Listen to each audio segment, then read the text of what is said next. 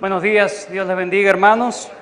Vamos a ubicarnos, por favor, en la carta a Santiago, de Santiago. Carta de Santiago, epístola de Santiago, capítulo 5. Hoy, si Dios nos lo permite, estaremos finalizando el estudio de esta impactante carta. Leamos Santiago capítulo 5, versículos 12 al 20 en esta mañana. Dice la palabra de Dios: pero sobre todo, hermanos míos, no juréis ni por el cielo, ni por la tierra, ni por ningún otro juramento, sino que vuestro sí sea sí y vuestro no sea no, para que no caigáis en condenación. ¿Está alguno entre vosotros afligido? Haga oración. ¿Está alguno alegre? Cante alabanzas. ¿Está alguno enfermo entre vosotros? Llame a los ancianos de la iglesia y oren por él, ungiéndole con aceite en el nombre del Señor. Y la oración de fe salvará al enfermo, y el Señor lo levantará. Y si hubiere cometido pecados, le serán perdonados. Confesaos vuestras ofensas unos a otros, y orad unos por otros para que seáis sanados. La oración eficaz del justo puede mucho. Elías era un hombre sujeto a pasiones semejantes a las nuestras, y oró fervientemente para que no lloviese, y no llovió sobre la tierra por 3 años y 6 meses. Y otra vez oró, y el cielo dio lluvia, y la tierra produjo su fruto. Hermanos, si alguno de vosotros se ha extraviado de la fe, y alguno le hace volver, sepa que el que haga volver al pecador del error de su camino, salvará de muerte un alma y cubrirá multitud de pecados. Oremos. Bendito Padre Celestial, gracias por esta mañana, gracias por el privilegio que nos das en el día de hoy, Señor, de cumplir 6 años como iglesia. Gracias por el crecimiento que hemos tenido hasta este momento. Pero sabemos, Señor, que nada sirve, Señor, si realmente no nos conducimos bajo los parámetros bíblicos, Señor, que nos garanticen una iglesia saludable. Oh Señor, gracias porque nos has cuidado hasta este momento. Pero así como vamos a aprender en esta mañana lo que dice Santiago acerca de cómo se debe vivir la sabiduría de lo alto, pero ahora en relación con la vida, con la iglesia, Señor, que esto sea de tanto impacto para nuestras vidas, Señor, que oremos fervientemente, Señor, para mantenernos como una iglesia sana, saludable, que no nos desviemos, Señor, ni a derecha ni a izquierda. Gracias por lo que has hecho en la historia de la humanidad con la Reforma Protestante, que también recordamos hoy. Gracias porque hace 6 años nos has colocado, Señor, nos diste la oportunidad, el privilegio de formarnos como iglesia, Señor. Y ahora, Señor, luego de 6 años, nuestra oración sigue siendo: Señor, cuídanos, guárdanos en tus caminos, protégenos para no desviarnos y seguir siendo una iglesia sana en la fe. Te lo pedimos y te damos gracias en el nombre de Cristo Jesús. Amén. La audiencia de Santiago, hermanos, tenía muchos problemas. Lo hemos descubierto a lo largo de esta carta. No sé cuánto tiempo llevo predicando esta carta, pero espero que se hayan dado cuenta de los tantos problemas que estas personas, primeramente, habían salido por problemas de persecución político de Jerusalén. Se habían ido entonces a toda aquella cuenca del Mediterráneo, aquellos países foráneos, y allí estaban siendo afligidos providencialmente.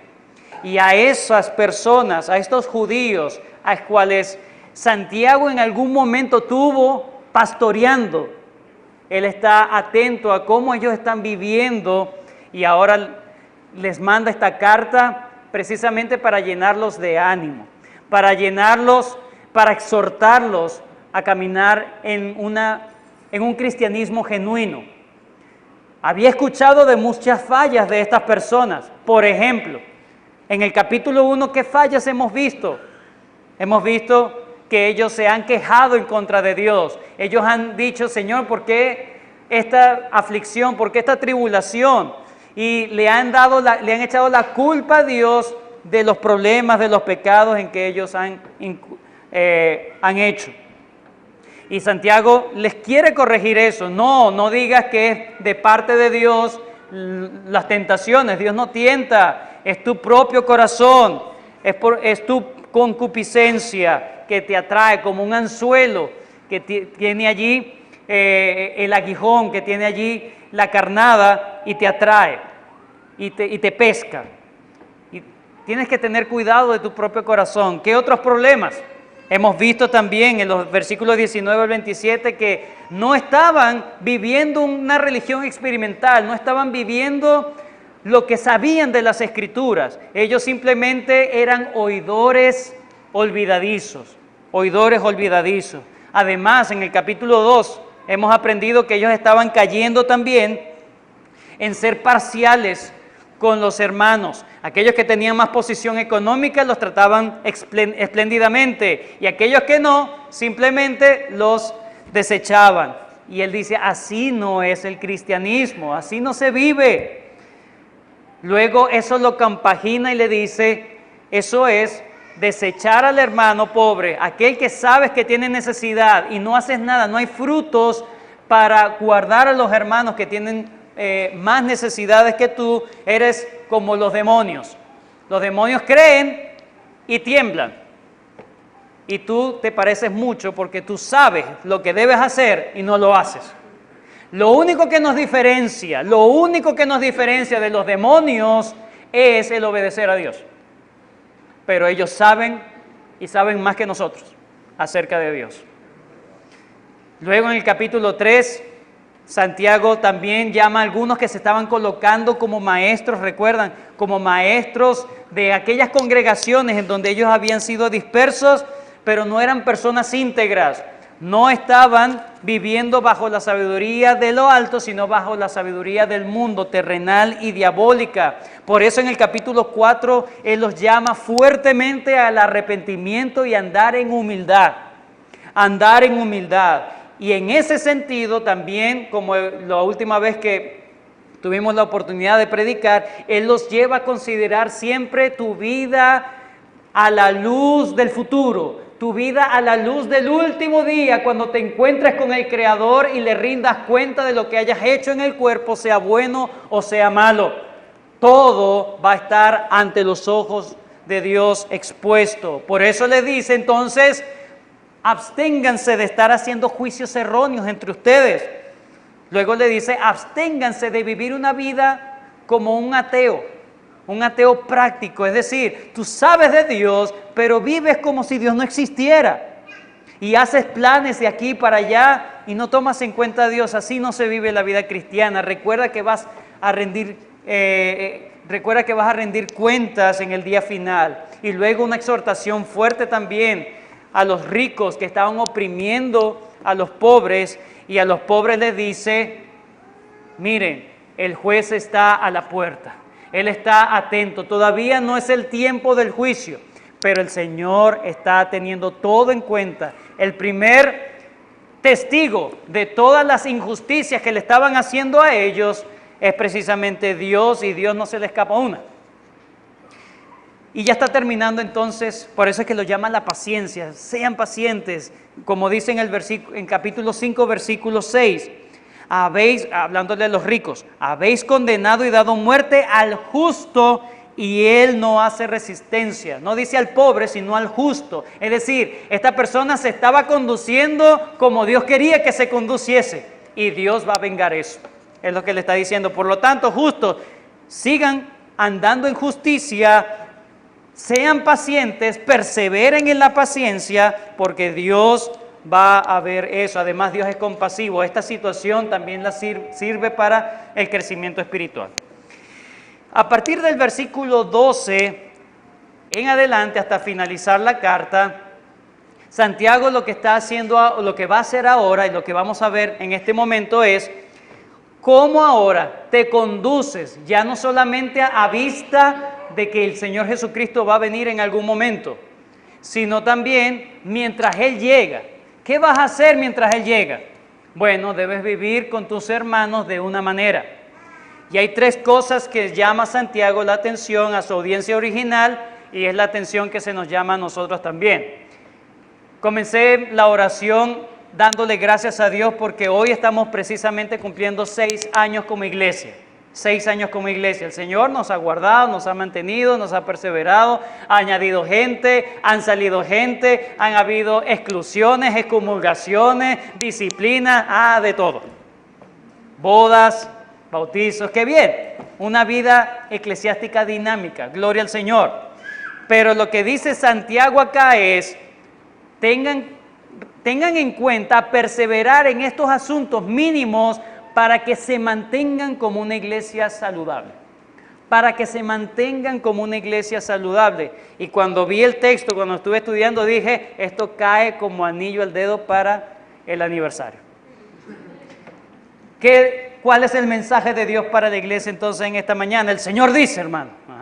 O sea, no se asuste. Versículo 12 es un llamado a que los hermanos sean confiables. Versículo 12 es un llamado a que en la congregación haya confiabilidad y credibilidad entre los creyentes. Número 2, versículos 13 es la parte más grande, más extensa. Versículos 13 al 18 es un llamado a que la iglesia, los hermanos en la fe, permanezcan en oración constante. Confiabilidad y credibilidad. Número 2, oren. Oren de manera privada y de manera pública, ya lo vamos a ver. Perseveren en la oración. Y en tercer lugar, es un llamado a que los miembros de la iglesia se cuiden unos a otros espiritualmente. Velen por las almas de sus hermanos. A los que se extravían, búsquenlos. Es el llamado del Señor. 3 cosas para mantener a una iglesia saludable. Cosa que ya sabemos, que si no hay predicación de la palabra de Dios, podemos aplicar todas estas cosas prácticas, pero dejaremos de ser iglesia del Señor. 3 cosas básicas para ser iglesia del Señor. Predicación de la palabra de Dios.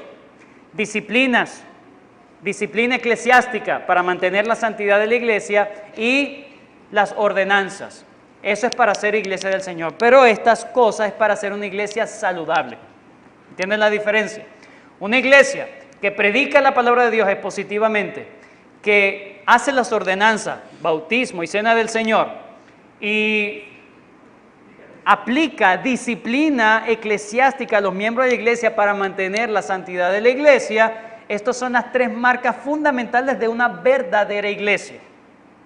Ya lo demás, la adoración, la comunión, todas estas cosas es para mantener una iglesia saludable. Un ser humano, ¿de qué se debe componer el ser humano para decir él es un ser humano? Debe tener mínimo alma y cuerpo. Esas son las cosas esenciales. Alma y cuerpo. Un cuerpo sin alma no es un ser humano. Un alma sin cuerpo no es un ser humano. Pero un ser humano, si le faltan los brazos, las extremidades superiores, ¿sigue siendo ser humano? Sí, lo que pasa es que no está saludable. ¿Sí? Ese es el asunto. Iglesia verdadera, una iglesia saludable. Lo que Santiago quiere enseñarnos en esta mañana, bueno, lo que la palabra de Dios quiere enseñarnos en esta mañana, Santiago no está vivo, ¿verdad? Lo que el Señor quiere enseñarnos en esta mañana es cómo mantenemos una iglesia saludable. Número 1, que seamos confiables entre nosotros mismos. Número 2, que permanezcamos en la oración. Y número 3, que nos cuidemos unos a otros. Vamos con la primera, versículo 12. Pero sobre todo, hermanos míos, no juréis ni por el cielo, ni por la tierra, ni por ningún otro juramento, sino que vuestro sí sea sí, vuestro no sea no, para que no caigáis en condenación. Lo primero que quiero resaltar acá es la palabra pero sobre todo, o la frase pero sobre todo. Algunos intérpretes quieren decir, ¿será que tiene conexión con la parte, con lo que estaba hablando hasta el versículo 11? Desde el 7 hasta el 11 Santiago ha estado hablando, está exhortando a los hermanos que están siendo víctimas de los opresores, de los ricos opresores, a que permanezcan pacientes como Job, ¿sí? Versículo 11.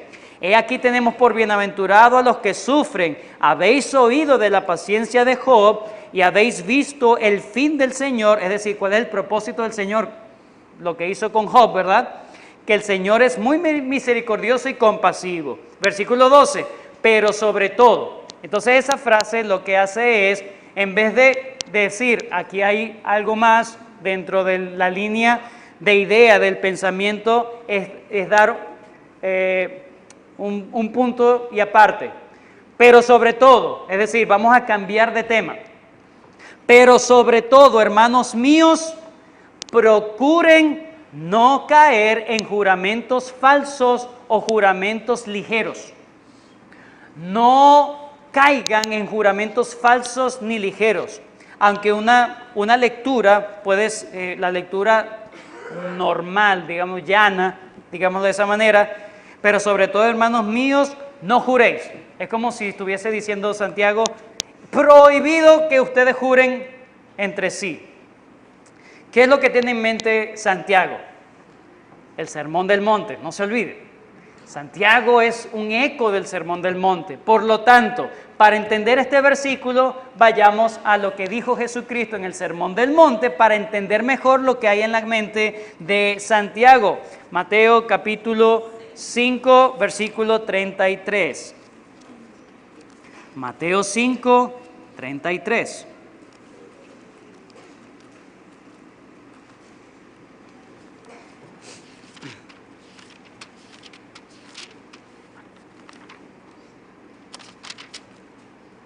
No pierda Santiago. Casi dice lo mismo. 5:33. Dice, además habéis oído que fue dicho a los antiguos, no perjurarás, sino cumplirás al Señor tu juramento. Pero yo os digo, fíjense, no juraréis en ninguna manera, ni por el cielo, si ven lo que dice Santiago, dice, no juréis ni por el cielo, está repitiendo lo mismo, ni por el cielo, ni por la tierra, ni por ningún otro juramento. Y el Señor Jesucristo dice, no juréis por el cielo, porque es el trono de Dios, ni por la tierra, que es el estrado de sus pies, ni por Jerusalén, que es la ciudad del gran rey, ni por tu cabeza jurarás, porque no puedes hacer blanco o negro un solo cabello. Santiago está repitiendo la misma palabra, excepto el versículo 36, ¿sí? Y haciéndolo, algunos dicen, bueno, probablemente es como que Santiago no tiene algo escrito de lo que dijo el Señor, simplemente lo está haciendo de memoria. Versículo 37. Pero sea vuestro hablar sí, sí, no, no, porque lo que es más de esto de mal procede. Y Santiago termina diciendo, para que no caigáis en condenación. Es la misma idea. Recuerden lo que nos enseñó el pastor Luis en el Sermón del Monte, ¿verdad? Vayan al canal de YouTube y buscan esa predicación. Sigo, no mentira. Básicamente los judíos habían hecho habían tergiversado lo que dice la palabra de Dios. Sí, es verdad.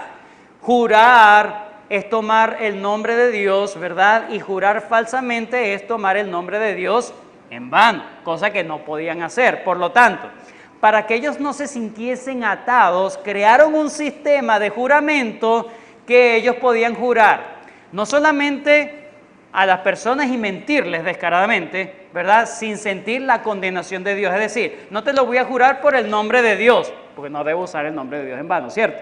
Te lo voy a jurar por Jerusalén, no pasa nada. Te lo juro por el cielo, te lo juro por la tierra, te lo juro por Jerusalén, te lo juro por mis cabellos. Juraban por todos lados, menos por Dios, para tratar de no caer en esa condenación de la ley de Dios. Pero no solamente eso, sino que ellos juraban por todo, por todo. Había tanta desconfianza entre el pueblo de Israel que tenían que jurar por todo y terminaban siendo también estafados esta gente. Entonces, lo que dice Santiago es, entre el pueblo de Dios no debe existir tanta desconfianza que por cualquier cosa tienen que jurar.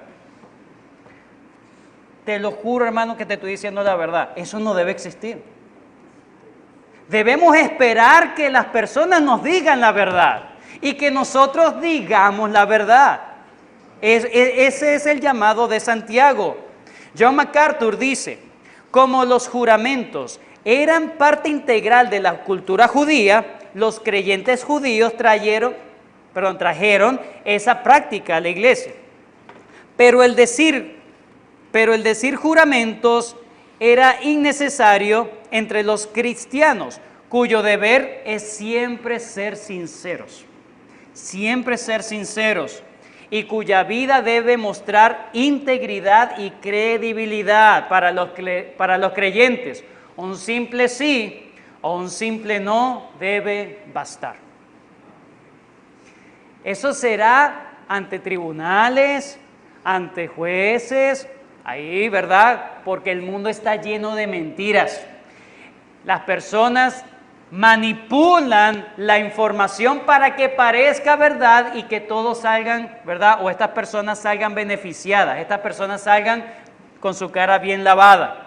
Vivimos en un mundo corrompido, hijos de mentiras, hijos del diablo. Recuerden, en la iglesia no se debe, o se supone que no se debe asumir que las personas nos están mintiendo.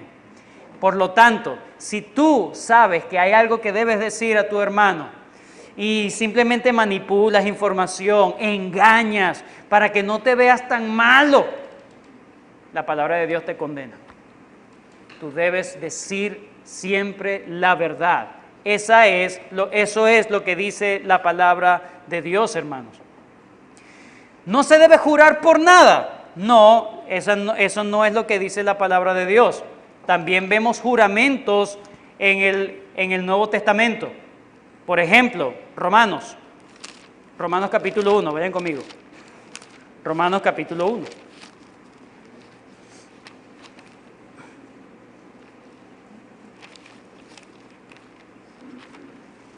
Solamente quiero dar un ejemplo. Y así como este, hay otros. Esto lo hizo Pablo, el apóstol Pablo. Versículo 8, capítulo 1, versículo 8. Primeramente doy gracias a mi Dios mediante Jesucristo con respecto a todos vosotros de que vuestra fe se divulga por todo el mundo, porque testigo me es Dios. Él está colocando a Dios como testigo de que lo que va a decir es verdad. Él está haciendo un juramento a la iglesia. ¿Qué estaba pasando en la iglesia de Roma? Estaban cuestionando la veracidad de las palabras de Pablo. Y Pablo tiene que colocar a Dios para que sus palabras sean creíbles. Y así como eso, hay otras evidencias en el Nuevo Testamento donde Pablo, por ejemplo, le dice a Timoteo, te conjuro para que prediques. O sea, te coloco allí para que prediques la palabra de Dios. ¿Sí? Lo exhorta, lo anima, pero con juramento, bajo juramento.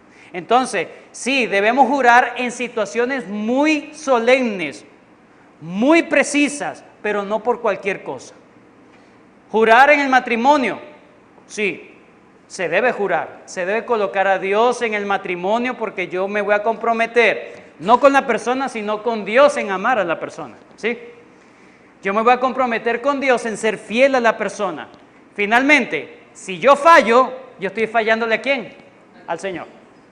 Y eso me debe llenar de mucho, mucho temor, porque le estoy ofendiendo a Dios. Yo le di mi palabra a Dios. Y si yo no lo hago, Dios me va a pedir cuenta por eso. Ahora, ser miembro de la iglesia es un acto de juramento. Estar en un tribunal, ¿verdad? Como el mundo está lleno, yo voy a decir la verdad. Yo no tengo por qué temer, yo voy a decir la verdad. Los creyentes deben ser conocidos como personas dignas de confianza. Que tú sí sea así, si tú te vas a comprometer en algo, que tú sabes que lo vas a cumplir, Así debemos conducirnos entre nosotros como iglesia. Número 2, y esta es la parte más larga de esta sección, la más extensa de la sección. Capítulo 5, versículos 13 en adelante, hablando acerca de la oración. Empieza diciendo, ¿está alguno entre vosotros afligido? Haga oración. Podríamos decir, hermanos, que la columna vertebral para permanecer sanos en la fe es una vida de oración. Es una vida de oración.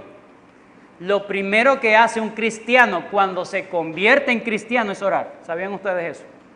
Hechos capítulo 9.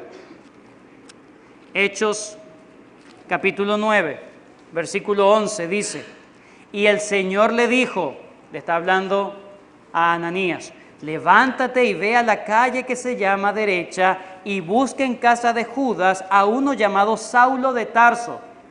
Después de que el Señor ha llamado a Saulo de Tarso, se ha presentado ante Saulo de Tarso, él se va hasta la casa de esta persona llamado Judas, ¿sí?, en la calle derecha, y el Señor le dice a Ananías, ve a donde está Saulo de Tarso, porque he aquí, él ora. Se acaba de convertir al Señor y lo primero que hace es comunicarse con su Dios, orar, busca tener comunión, contacto con aquel a quien ya se ha rendido. El creyente ora, eso la palabra de Dios lo coloca como algo tácito. Tú no oras y te dices ser creyentes, hay algo mal allí. Lo que dice Santiago es, la vida de oración es una confesión privada y pública de que tú eres hijo de la fe, eres creyente. En el versículo 13 se concentra Santiago en la oración privada. Fíjense, versículo 13. Hay una antítesis. Dice, ¿está alguno de vosotros afligido? Y la palabra afligido es cacopateo, que quiere decir una aflicción interna, emocional. Te sientes deprimido, desanimado, ¿verdad? Y lo llama afligido. No es que estás pasando por tribulaciones, no, es que tú te sientes mal, ¿sí? Entonces ya no es lo que dice en Santiago capítulo 1, dice, ¿verdad? Las tribulaciones, cuando nos hallemos en diversas pruebas, aflicciones, tribulaciones, ¿verdad? Ahora dice cuando te sientas mal. Cuando te sientas mal, te sientes deprimido, te sientes desanimado, te sientes triste, afligido. ¿Qué es lo que debe hacer el creyente cuando se siente en cuando sabe que está en esa situación? Debe orar. ¿Cuál es la solución? Cuando usted dice, necesito una consejería con el pastor. Pastor, me siento mal. ¿Sabe qué le voy a decir? Adivine. ¿Estás orando, hermano? Ore, por favor. Eso es el antídoto a la depresión. No lo va a conseguir en una farmacia, no lo va a conseguir en el psicólogo. El antídoto es ore. No puedo orar, arrepiéntase. Arrepiéntase de sus pecados. Como escuché, ¿verdad? Es que el mal no me lo permite, precisamente. A veces hay momentos donde no, es que no tengo ni ganas de orar. Entonces arrepiéntase por eso. Probablemente ni hijo o hija de Dios eres. Y eso más bien debe ser una alerta y una misericordia de que te estás dando cuenta de que no cuentas con el favor de Dios. Ven, si tú no eres creyente, la palabra de Dios dice, arrepiéntete y ten fe en Jesucristo para perdón. Él te lo promete, perdón de todos tus pecados y justificación, vida eterna delante de Él. Entonces, el antídoto para la tristeza emocional, el antídoto para el desánimo, la aflicción de corazón es la oración. Pero la oración no cambia la circunstancia, ¿cierto? Dice ahí, si alguno está afligido, haga oración, ¿verdad? Para que las circunstancias cambien o para que se sienta bien. Ahí no dice eso, simplemente ore. Ese es el mandato. Dedícate a la oración. El Señor se encargará de ti. Pero luego está la antítesis. Recuerden, aflicción y luego en el mismo versículo, alegre, alegría. ¿Está alguno alegre? Cante alabanzas. Ay, pero es que yo me escucho mal. Yo sé cantar, pero se me escucha mal.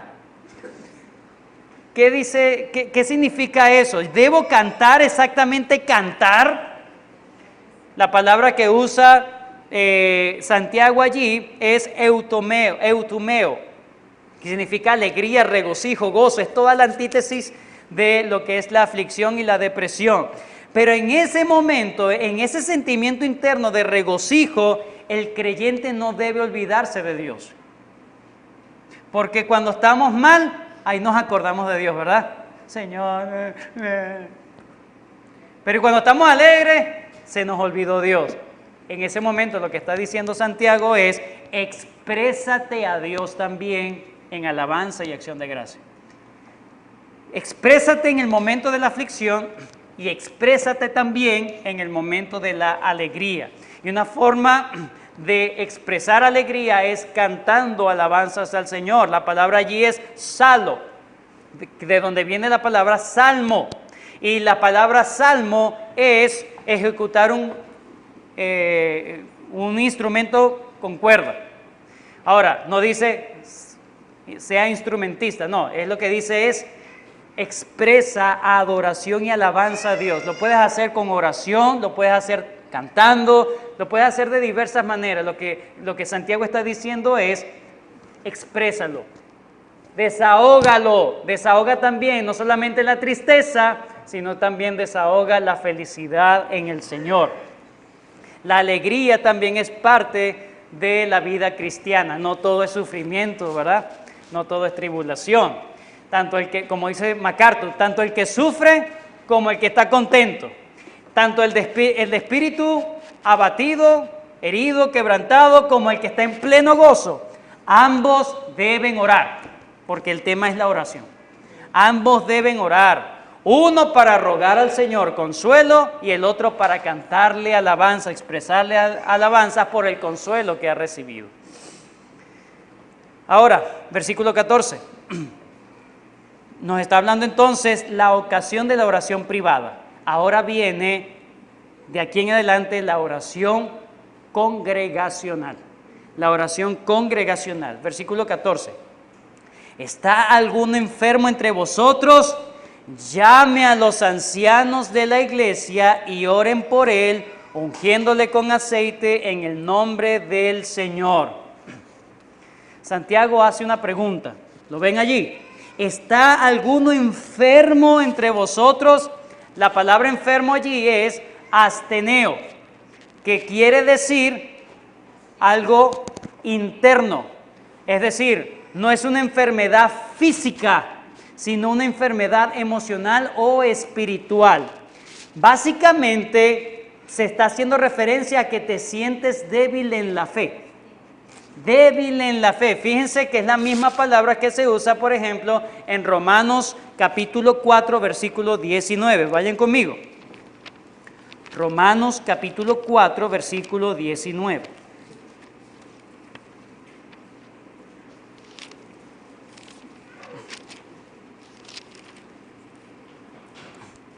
Dice, y no se debilitó en la fe, es la misma palabra, asteneo. No se debilitó en la fe al considerar su cuerpo que estaba ya como muerto.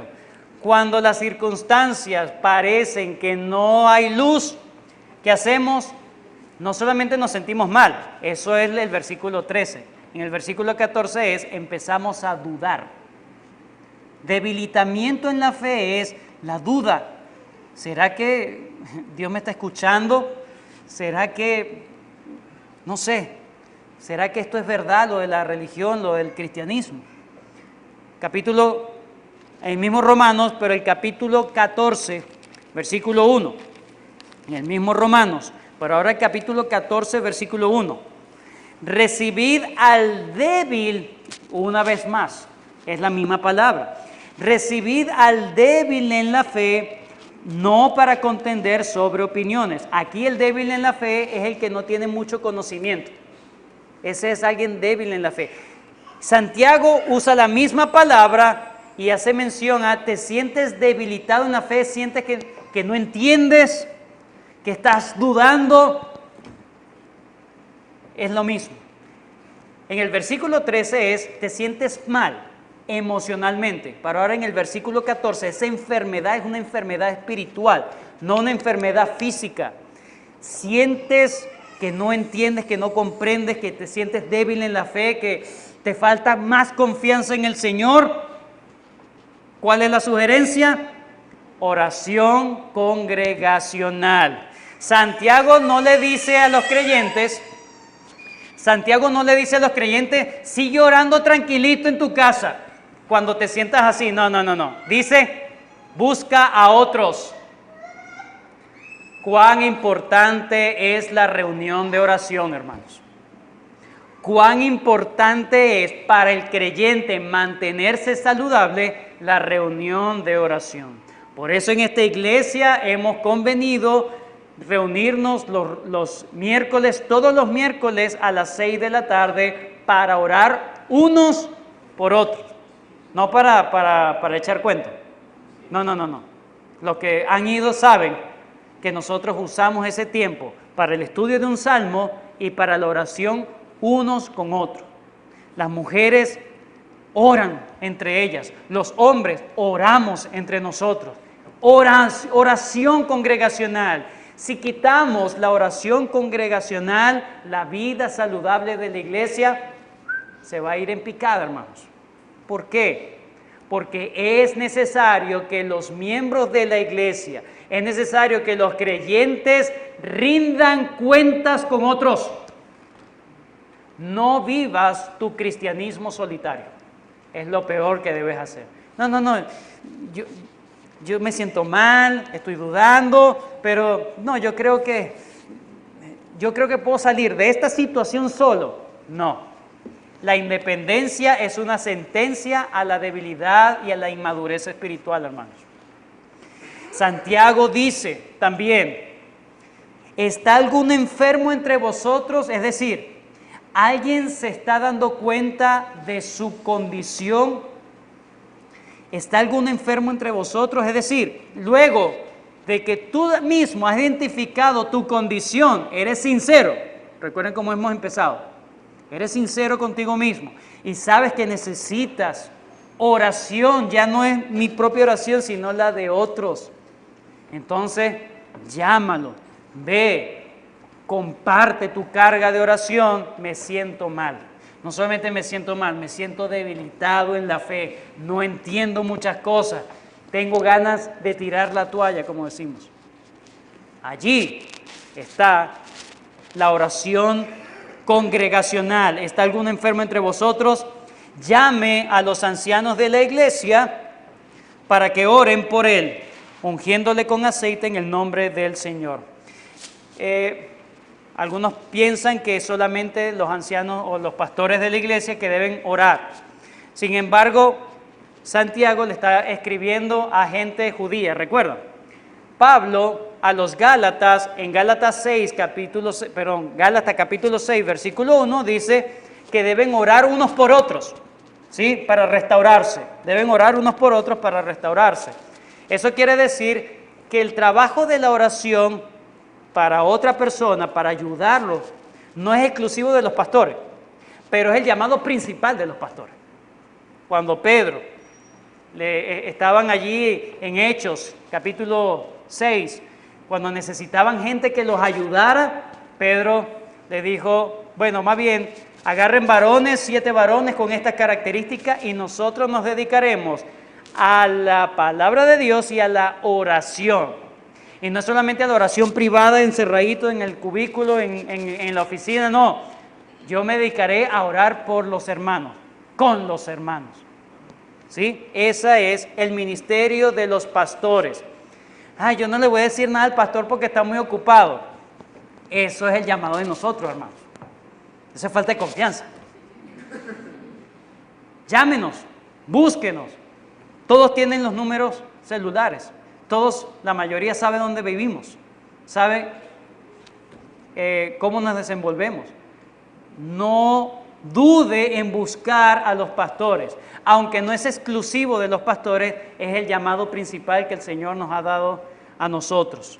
Entonces, una iglesia que no considera que debe tener un estado espiritual saludable, no buscará ni al hermano maduro en la fe, ni buscará a los pastores para que oren por él. Él seguirá independiente en su situación. Ahora dice que los ancianos de la iglesia oren por él ungiéndole con aceite. No, hermano, el aceite está muy caro. ¿Qué hacemos, Santiago? Tú no vives aquí, en Venezuela. ¿Qué hacemos? Cada oración, un ungimiento de aceite. ¿Cómo es eso? Explícame, por favor. Bueno, lo primero que debemos entender es que el énfasis de Santiago no es el aceite, es la oración. Fíjense el versículo 15. Y la oración de fe salvará al enfermo. ¿Lo ven? El asunto es la oración, no el aceite. Y la oración con el aceite salvará. No. Eso por un lado. Además, en el Nuevo Testamento no vemos sanaciones con aceite tampoco. ¿Sí? Y Pedro oraba, pero tenía, juro, que ungir con aceite para que la cosa funcionara. No. El énfasis es la oración. Lo que está diciendo Santiago, o está trayendo un acto solemne que se hacía en el Antiguo Testamento para consagrar a una persona. Los reyes se ungían con aceite a manera de consagrarlos para ese oficio. A los sacerdotes se ungían con aceite para consagrarlos a ese oficio. Los profetas se ungían con aceite para consagrarlos a su oficio. Lo que está haciendo es, recuerden que le está hablando a judíos, ellos sabían lo que significaba ungir con aceite, era un simbolismo. No podemos decir que tiene que ser con aceite, ¿verdad?, totalmente literal, ¿sí? ¿Por qué? Porque recuerden que no se está hablando de una enfermedad física, ¿sí? No se está hablando de una enfermedad física.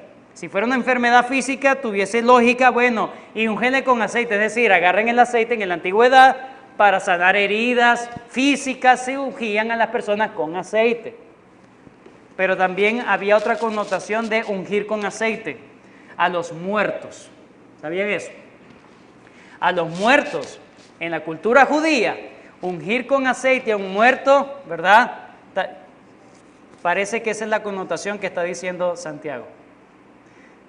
Cuando te sientas debilitado, enfermo, que estás a punto de morir en la fe, llama a los ancianos, exprésale tu condición y ellos te ungirán con aceite. Es decir, ellos orarán por ti y te consagrarán al Señor para que el Señor te guarde. Pero en los términos allí es una formalidad. Es decir, no es simplemente una oración privada en un cuarto por allá. No. Es una oración pública. Únjanle con aceite, es decir, de manera formal. Señor, te presentamos a este hermano, te presentamos a esta hermana que está débil en la fe. Por favor, sé tú con él, tu favor con él. Y probablemente Santiago estaba mandando eso a que en las congregaciones judías se aplicara eso para su entendimiento. Pero eso no lo vemos en el resto del Nuevo Testamento. Por eso es que aquí no hacemos eso, hermano, tranquilo. En el resto del Nuevo Testamento, para las iglesias gentiles, no se manda a hacer esto. Pero Santiago parece que era una actividad que hacían las iglesias judías, los cristianos judíos, pero era por su cosmovisión de lo que significaba eso, de lo que significaba ese acto. Versículo 15. Y la oración de fe salvará al enfermo. ¿A cuál enfermo? ¿Al enfermo de hepatitis? No. Al enfermo de, ¿verdad? Por cierto, tenemos que seguir orando por nuestro hermano Carlos para su plena recuperación. Pero no era una enfermedad física, era la enfermedad de debilidad espiritual. Lo salvarán. Salvarán al enfermo, al que está débil en la fe, y el Señor lo levantará. Pero fíjense, allí hay una promesa de Dios. Dios, si ustedes oran, Dios actúa. Dios es soberano, sí, pero también Él ha dicho cómo es la manera en que Él va a actuar. Soberanamente, Él ha dicho, yo voy a actuar cuando el pueblo ore. Soberanamente lo ha dicho. Él mismo se ha dicho, cuando mi pueblo ore, yo obraré. La oración de fe salvará al enfermo. Fíjense, el enfermo no tiene casi fe y los otros que están orando tienen mucha fe y lo van a animar en la fe y el Señor lo levantará. Miren, y si hubiese cometido pecado, le serán perdonados. ¿Qué está implicando eso? Que la persona ha hablado. Habla ahora o calla para siempre. La persona ha confesado sus pecados. La mayoría de la situación, cuando un creyente, un cristiano se siente débil en la fe, siente que su cristianismo no está bien, por lo general, no es lo único, pero muy general, mayormente, es porque está viviendo en pecado. Está cometiendo pecados, ha cometido pecados y no los ha confesado. El remedio para que tú vuelvas en la fe, el remedio para que tú te fortalezcas en la fe es confiesa tu pecado. Amén. Dice allí, oraremos para que el enfermo espiritual, Dios lo levante y si hubiere cometido pecado, ¿creen ustedes que Santiago no sabe cuáles son los pecados que ellos tienen? O sea que no es, bueno, si por casualidad, no, él lo está asumiendo. Por lo general es eso. Si hubiese cometido pecado, promesa de Dios, le serán perdonados. Si no confiesas el pecado, no tendrás perdón. Esa es la promesa de Dios. Confiesa tu pecado, Dios te promete perdón. Ya, se acabó. Confía en eso. No confiesas tu pecado, no esperes perdón. Seguirás en esa condición de declive espiritual, de enfriamiento espiritual. Confiesa tus pecados. Y ahora el versículo 16, una vez más, confesaos vuestras ofensas unos a otros y orad, ahora ven cómo lo extiende al resto de la iglesia, y orad unos por otros para que seáis sanados. La oración congregacional. ¿Queremos ser una iglesia sana en la fe? Debemos orar unos por otros.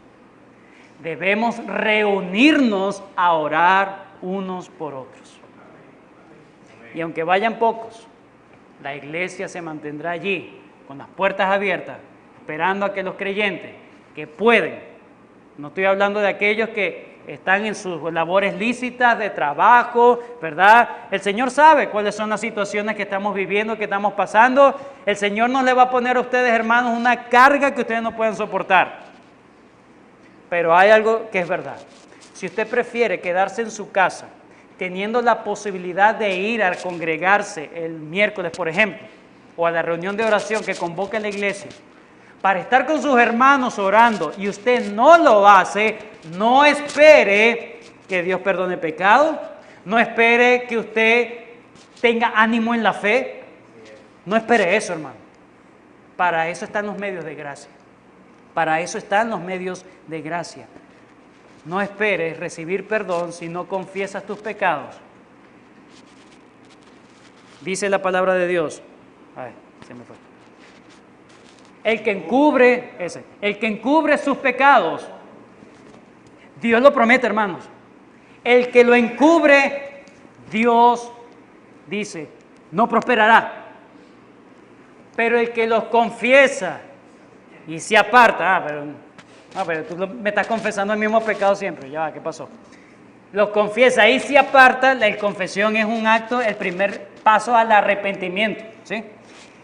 Si lo confiesas y te apartas, dice Dios, alcanzará misericordia. No solamente delante de Dios, sino delante de los hermanos, que es el versículo 16. Confesaos vuestras ofensas unos por otros y orad unos por otros para que seáis sanados. La oración eficaz del justo puede mucho.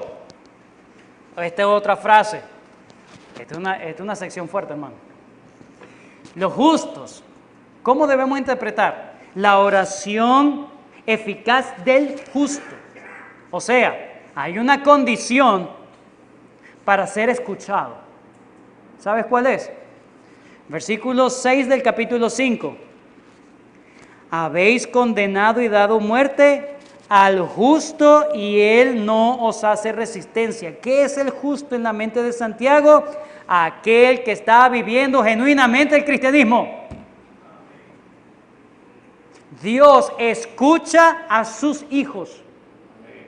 Probablemente no seré el mejor cristiano, pero soy verdadero hijo, Dios me escucha. Ahora, si yo estoy aparentando, eso es ineficaz. Dios no escucha a otros, Dios escucha a sus hijos. El que aparta su oído para no oír la ley, su oración también es abominable delante de Dios. Dios escucha a sus hijos. Sus hijos son los justos, los verdaderos hijos. La oración eficaz del justo puede mucho. La eficacia está, ¿eres tú verdadero creyente? Dios te va a escuchar, Dios va a responder. ¿No eres creyente? Lo primero que debes hacer es arrepentirte de tus pecados y creer en el Señor Jesús como tu Señor y Salvador. Y por último, en esta parte, Santiago agarra quién es el justo. O la oración eficaz del justo puede mucho. ¿Cómo es eso? Explícamelo. Bueno, Santiago, recuerden, le gustan muchas ilustraciones y agarra a un gran personaje del Antiguo Testamento. ¿Quién? Elías. Y le dice, Elías era hombre sujeto a pasiones semejantes a las nuestras. ¿Cómo terminó la vida de Elías? ¿Recuerdan? Fue apedreado, aserrado. ¿Recuerdan? No. Han leído la Biblia, ¿verdad? No. Se lo llevó el Señor en una carroza de fuego. Aquellos que decían, sí, ese pobre hombrecito, ¿cómo murió? No murió. Elías no murió. Dios se lo llevó en una carroza de fuego, lo traspuso el Señor, así como a Enoc.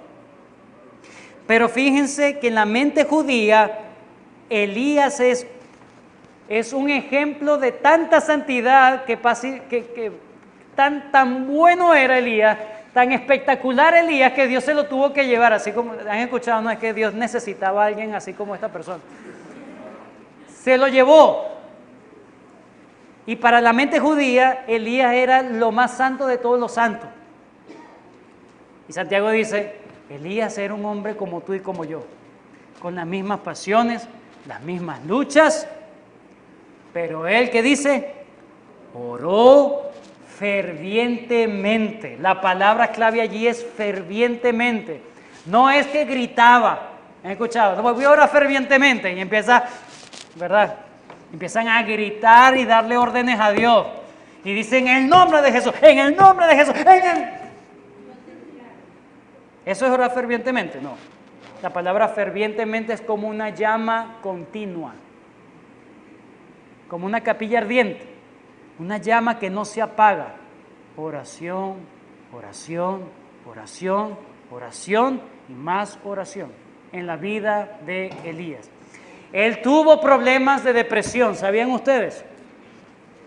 Él se quejó delante del Señor, Señor, yo soy el único que estoy aquí, Jezabel me va a matar. Y luego de haber visto, ¿verdad?, de que Dios envió fuego del cielo y consumió el sacrificio que él hizo, luego se fue, huyó y estaba temeroso, tenía depresión, debilidades, angustia, pero es algo que Elías no dejó de hacer. Oraba fervientemente, constantemente, continuamente, es la palabra oración. Quiero que vayan un momentico a Primera de Reyes 18 para culminar esta parte. Primera de Reyes, primer libro de Reyes. Y aunque Santiago menciona un episodio allí, probablemente lo adquirió de la religión oral de sus padres. Lo que nos dice es que oró ya al final, ¿no? Versículo 1. Fíjense, Primera de Reyes 17:1. Entonces Elías Tisbita, que era de los moradores de Galaad, dijo a Acab: vive Jehová, Dios de Israel, en cuya presencia estoy, que no habrá lluvia ni rocío en estos años, sino por mi palabra. Santiago dice que él oró para que eso fuese así. Eso no nos lo dice el texto, pero Santiago, obviamente, como judío, traía una tradición oral y probablemente eso es lo que se entendía. Ahora, versículo 2. Y vino... yo estoy en el 17, ¿verdad? Vamos al 18, perdón. Capítulo 18. Pasado muchos días, vino palabra de Jehová a Elías en el tercer año diciendo: ve y muéstrate a Acab, y yo haré llover sobre la faz de la tierra. Fue pues Elías a mostrarse a Acab, y el hambre era grave en Samaria, y Acab llamó a Abdías su mayordomo. Abdías era en gran manera temeroso de Jehová. Vayamos allí a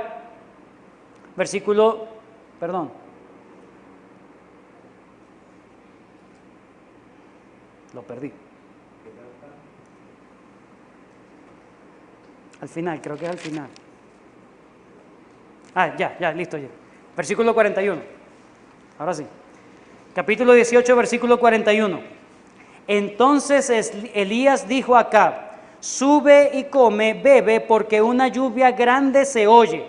Y Acab subió a comer y a beber, y Elías subió a la cumbre del Carmelo, postrándose en tierra, puso su rostro entre las rodillas. ¿Qué estaba haciendo? Orando. Y dijo a su criado: sube ahora y mira hacia el mar. Y él subió y miró y dijo: no hay nada. Y él volvió a decir: vuelve, ¿cuántas? 7 veces. Y a la 7ª vez dijo: yo veo una pequeña nube como la palma de la mano de un hombre que sube del mar. Y le dijo: ve y di a Acab: unce tu carro y desciende, para que la lluvia no te ataje. Esa palabra, vuelve 7 veces, está hablando de tiempo. Fue un momento, no hay nada. ¿Qué siguió haciendo Elías? Orando. Fue la segunda vez, nada. Fue la tercera vez, la cuarta vez, la quinta, hasta la 7ª vez. Y en todo ese tiempo, Elías, ¿qué estaba haciendo? Orando. Eso es lo que está diciendo Santiago. Un hombre que oraba, un justo que oraba, y no oraba solamente por un día. No oraba por una cosa solamente por un día. No, ya yo oré por eso. No. Constante en la oración. Ese es el tema de Santiago. Para terminar, hermanos. Para terminar. Un llamado de Santiago, ya dicho: sean creíbles entre ustedes, confianza entre ustedes, díganse la verdad, sean sinceros entre ustedes mismos. Número 2, oren, permanezcan en la oración pública y privada. Y en último lugar, cuídense entre ustedes mismos. Hermanos, si alguno entre vosotros se ha extraviado de la verdad y a alguno le hace volver, ahí vemos la acción de alguien que ve al otro. Recuerden que en la oración la persona se ha hecho un autoexamen y le dice: necesito que ores por mí. Pero ahora en esta parte es cuando otros saben tu condición o ven tu condición, te has extraviado de la verdad y entonces actúa para rescatarte. Es una misión de rescate y alguno le hace volver. Sepa que el que le hace volver al pecador del error de su camino se ha desviado de la verdad, y luego el error de su camino. Ahí hay una relación entre la doctrina y la conducta. Relación entre doctrina y conducta. Santiago dice: el que se extravía de la verdad es el que está caminando en error. ¿Sí? Camina en error, pero tú lo haces volver. ¿Cómo identificamos a alguien que está pensando cosas raras? En la manera en cómo vive. Eso es lo que Santiago está diciendo. Sepa, el que hace volver al pecador de su error, salvará de muerte un alma y cubrirá multitud de pecados. No es que la iglesia cubre los pecados o perdona pecados. no es que los hermanos santos cubren multitud de pecados. No, está diciendo que una persona que se arrepiente, Dios lo perdona. Y dice, cubrirá multitud de pecados. ¿Quién es el que se arrepiente? El pecador. Es decir, no hay pecado que Dios no perdone. No hay pecado que Dios no perdone. La persona tiene que insistir en aquel que se está desviando, que está dejando de ir a la iglesia, aquel que se está desviando de la verdad, está conduciéndose mal, a insistirle, vuelve a esto. Esto es lo que nos enseña el Señor. No, pero es que mi pecado es muy grande. No tengo perdón de Dios. No quiero ser hipócrita, perdóname. Ay, qué sincero eres, qué bueno. Pero tranquilo, hay otro lugar, hay más asiento para otro hipócrita más, tranquilo. Si tú lo haces volver, debes saber que estás salvando a un alma del infierno. Porque probablemente el hecho de que no quiera volver le está diciendo, yo no quiero nada con Dios, está apostatando de la fe. Pero si tú logras que vuelva es porque se ha arrepentido y está siendo consciente de su condición, se está alejando del infierno mismo. Si alguien de la iglesia se aleja de la verdad y cae en las trampas del Satanás, el otro miembro de la iglesia debe estar dispuesto a rescatar al extraviado. Hermanos, debemos poner nuestra vida por la iglesia, como Cristo lo hizo por ella. Ese es el mensaje de Santiago. Hay muchas cosas que se pueden decir, pero básicamente es, busquemos la sabiduría de lo alto, busquemos la sabiduría de Dios, de tal manera, hermanos, de tal manera que vivamos un cristianismo genuino y seamos una iglesia saludable para la gloria de Dios. Oramos. Gracias, Padre, por este tiempo que nos has dado, a pesar del calor, de la incomodidad. Gracias porque nos has ayudado a entender tu palabra. Ayúdanos, Señor, a ser confiables con nuestros hermanos.